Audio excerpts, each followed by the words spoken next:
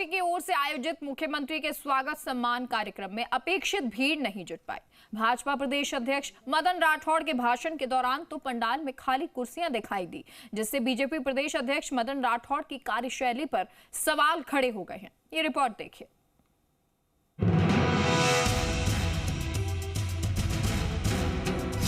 मदन राठौड़ की कार्यशैली पर सवाल, संगठन के तालमेल में राठौड़ हो रहे फेल, कई सीटों पर बगावत की आग, टिकट वितरण को लेकर उठ रहे विरोध के सुर। क्या मदन राठौड़ संभाल पाएंगे उपचुनाव? कैसे बार बार मदन राठौड़ हो रहे फेल? कैसे होगा सब कंट्रोल? ये वो सवाल है जो बीजेपी प्रदेश अध्यक्ष के संगठन की कार्यशैली पर प्रश्न चिन्ह लगा रहे हैं। दरअसल राजस्थान में 7 विधानसभा सीटों पर उपचुनाव होने हैं।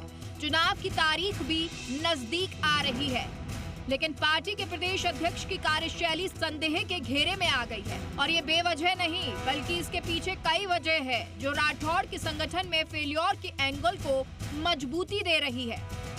कहीं प्रदेश अध्यक्ष को देखते ही लोग कुर्सी छोड़कर चले जा रहे हैं, तो कहीं पार्टी के अंदर टिकट बंटवारे को लेकर विरोध ही विरोध के सुर सुनाई पड़ रहे हैं। जिसके बाद हर कोई पूछ रहा है कि जिस उम्मीद से पार्टी के शीर्ष नेतृत्व ने मदन राठौड़ पर भरोसा कर प्रदेश के संगठन की जिम्मेदारी दी, क्या उनसे वो संभल नहीं पा रही?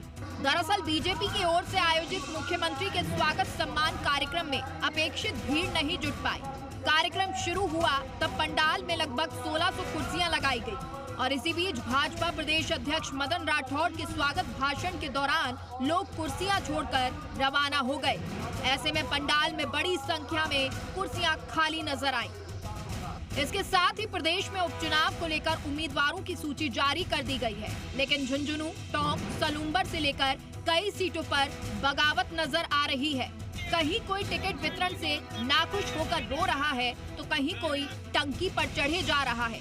इससे पहले भी एक अजीबोगरीब स्थिति तब देखने को मिली जब मदन राठौड़ के सामने मनोहरपुर से पार्षद सामूहिक इस्तीफा देने आए थे और नगर पालिका के चेयरमैन पर भ्रष्टाचार के आरोप लगा रहे थे। मदन राठौड़ से सवाल पूछा गया तो उन्होंने कहा कि मेरे सामने कोई इस्तीफा लेकर नहीं आया। वो इस्तीफा लेके आए, ये कपोल कल्पित बात है। कोई पता नहीं कैसे, मैंने भी एक समाचार पत्र में पढ़ा था कि इस्तीफा लेके आए। मेरे सामने कोई इस्तीफा लेके नहीं आए थे।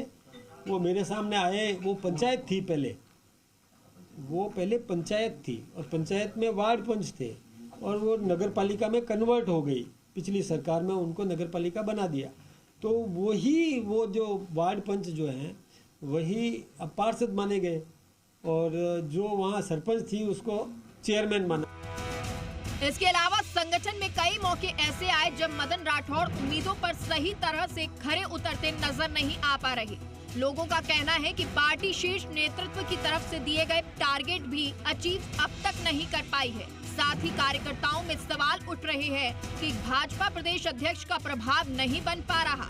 खैर, इन तमाम सवालों के जवाब का इंतजार हर किसी को है। अब देखने वाली बात ये होगी कि बीजेपी प्रदेश अध्यक्ष मदन राठौड़ आगे क्या करते हैं।